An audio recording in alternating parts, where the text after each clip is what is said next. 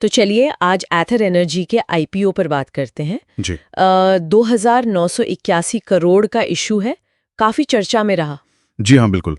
और आज हम इसकी डिटेल्स मतलब मौजूदा स्थिति और आगे क्या हो सकता है, इस पर थोड़ी गहराई से बात करेंगे। हाँ, तो ये आईपीओ 28 से 30 अप्रैल तक खुला था, है ना? जी बिल्कुल। और प्राइस बैंड था 304 से 321 रुपए प्रति शेयर। अच्छा। और लॉट साइज 46 शेयरों का था।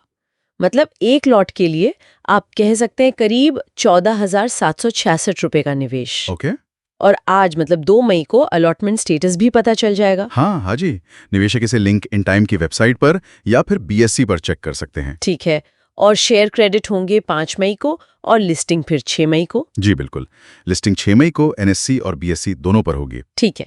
अच्छा, सब्सक्रिप्शन कैसा रहा, मतलब निवेशकों का रिस्पॉन्स? देखिए, कुल मिलाकर इशू 1.43 गुना सब्सक्राइब हुआ। 1.43 गुना। हाँ, इसमें रिटेल का हिस्सा करीब 1.45 गुना रहा और क्यूआईबीज मतलब जो बड़े संस्थागत निवेशक होते हैं उनका हिस्सा 1.3 गुना। ये आंकड़े मतलब ठीक ठाक है, पर जैसे ओला इलेक्ट्रिक के समय जो एक क्रेज था वैसा तो नहीं लगा शायद। हाँ, वो बात तो है। थोड़ा ठंडा रिस्पांस कह सकते हैं ओला की तुलना में। शायद वैल्यूएशन को लेकर निवेशक थोड़े ज्यादा सतर्क थे इस बार। हो सकता है। और इसका कुछ अंदाजा ग्रे मार्केट प्रीमियम यानी जीएमपी से भी लग रहा है, वो कैसा चल रहा है? हाँ, जीएमपी तो लगभग फ्लैट ही है, मतलब कोई खास प्रीमियम नहीं दिख रहा। ओहो। तो लिस्टिंग पर बहुत बड़े उछाल की उम्मीद शायद कम ही रखनी चाहिए, पर हाँ, देखना होगा आगे क्या होता है। सही है।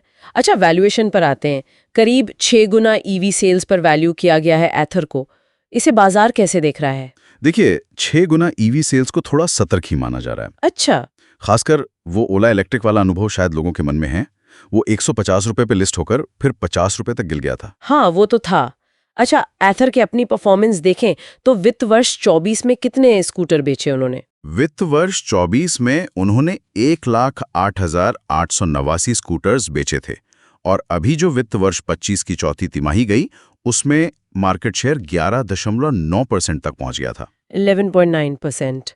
और लक्ष्य क्या है उनका? लक्ष्य तो 15% मार्केट शेयर का रखा है उन्होंने, और इसमें हीरो मोटोकॉर्प की जो 40% हिस्सेदारी है उससे प्रोडक्शन और आर&डी में काफी मदद मिल सकती है। हाँ, वो एक बड़ा प्लस पॉइंट है। लेकिन सामने कंपटीशन भी तो तगड़ा है। ओला है, टीवीएस iQube है, बजाज चेतक भी है। बिल्कुल, कंपटीशन बहुत है। ओला का मार्केट शेयर तो करीब 35% है। बाप रे। हाँ, टीवीएस iQube भी करीब 20% पर है और बजाज चेतक भी जोर लगा रहा है। तो एथर जो प्रीमियम सेगमेंट में मजबूत मानी जाती है, उसके लिए ये पैन इंडिया लेवल पर अपनी पहुंच और अफोर्डेबिलिटी बढ़ाना, ये कितना बड़ा चैलेंज होगा? ये बहुत बड़ा चैलेंज है। मतलब प्रीमियम इमेज बनाए रखते हुए मास मार्केट तक पहुंचना ये आसान नहीं होता।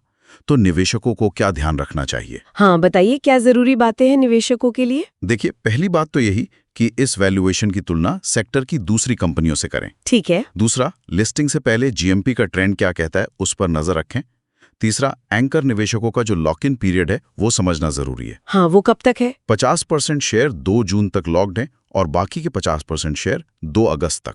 अच्छा, तो इसका मतलब शुरुआत में सप्लाई कम रहेगी मार्केट में? हाँ बिल्कुल, शुरुआत में बिकने के लिए कम शेयर होंगे तो उससे कीमत में उतार चढ़ाव ज्यादा हो सकता है, लिक्विडिटी थोड़ी कम रह सकती है। और इसीलिए शायद स्टॉप लॉस की रणनीति अपनाने की सलाह दी जा रही है, मतलब एक तय लेवल पर नुकसान काटकर निकल जाना। जी हाँ बिल्कुल, शुरुआती दिनों में वॉल्यूम कम रह सकता है तो स्टॉप लॉस रखना समझदारी होगी। और साथ ही कंपनी के फाइनेंशियल्स भी देखने होंगे। 9 महीने में FY25 के 578 करोड़ रुपए का घाटा था। आर&डी पर भी काफी खर्च हो रहा है। हाँ, वो भी एक फैक्टर है। तो जोखिम प्रबंधन मतलब रिस्क मैनेजमेंट बहुत जरूरी है। बिल्कुल। कुछ एक्सपर्ट्स का मानना है कि अगर लिस्टिंग उम्मीद के मुताबिक न हो तो शायद 5-7% गिरावट पर स्टॉप लॉस लगाने के बारे में सोच सकते हैं। ओके। लेकिन हाँ, कम लिक्विडिटी और लॉक इन के असर को ध्यान में रखना होगा। और सबसे जरूरी, कोई भी फैसला लेने से पहले अपनी रिसर्च जरूर करें। सही कहा। अच्छा, अब लिस्टिंग के बाद की बात करते हैं। अगर किसी को शेयर मिल जाते हैं तो क्या रणनीति हो सकती है, शॉर्ट टर्म और लॉन्ग टर्म दोनों के लिए? देखिए, शॉर्ट टर्म के लिए अगर शेयर मान लीजिए 350 रुपए के ऊपर खुलता है तो कुछ लोग शायद प्रॉफिट बुकिंग के बारे में सोच सकते हैं। लॉन्ग टर्म वालों के लिए बड़ा सवाल यह है कि क्या एथर भारत की ईवी ग्रोथ स्टोरी का हिस्सा बन पाएगी? क्या ये लंबी रेस का घोड़ा साबित होगी? और जो लोग लंबी अवधि के लिए रखना चाहते हैं उन्हें किन बातों पर नजर रखनी चाहिए? उन्हें कंपनी के फ्यूचर प्लान्स को ट्रैक करना होगा, जैसे महाराष्ट्र प्लांट का एक्सपेंशन कैसा चल रहा है, हाँ, उनका जो नया फैमिली स्कूटर आया है रीस्टा, वो मार्केट में कैसा परफॉर्म करता है, उनका चार्जिंग नेटवर्क कितना बढ़ता है, राइट। क्या कंपनी अपना मार्केट शेयर बढ़ा पाती है, और सबसे जरूरी, क्या वो मुनाफे में आ पाती है। यही सब लॉन्ग टर्म निवेश का आधार बनेगा। बिल्कुल। तो संक्षेप में कहें तो मुख्य तारीखें ध्यान में रखनी है। अलॉटमेंट आज 2 मई को, क्रेडिट 5 मई को, लिस्टिंग 6 मई, प्राइस बैंड 304 से 321, लॉट साइज 46 शेयर। जी, और लिस्टिंग के बाद का फैसला जीएमपी, कंपनी के फंडामेंटल्स और अपनी खुद की रिस्क लेने की क्षमता पर निर्भर करेगा। हाँ, और वैल्यूएशन पर नजर रखना और रिस्क मैनेज करना बहुत जरूरी है ताकि वो ओला जैसा कोई बबल ना बने। एकदम सही। ड्यू डिलिजेंस यानी अपनी तरफ से पूरी जांच पड़ताल सबसे ज्यादा जरूरी है। बिल्कुल। और जाते जाते एक सवाल सबके लिए छोड़ जाते हैं सोचने को। हाँ, जरूर। एथर एनर्जी के सामने ये जो दोहरी चुनौती है, एक तरफ अपनी प्रीमियम पहचान बनाए रखना और दूसरी तरफ बढ़ती कंपटीशन और कॉस्ट प्रेशर के बीच बड़े भारतीय बाजार में पैठ बनाना और मुनाफे में आना, ये कितनी बड़ी साबित होगी? ये बहुत दिलचस्प सवाल है। ईवी का भविष्य तो उज्जवल है, इसमें कोई शक नहीं, लेकिन इस रेस में हर खिलाड़ी के लिए अपनी राह बनाना वो एक अलग ही संघर्ष है। सही कहा। देखना होगा एथर ये सफर कैसे तय करती है।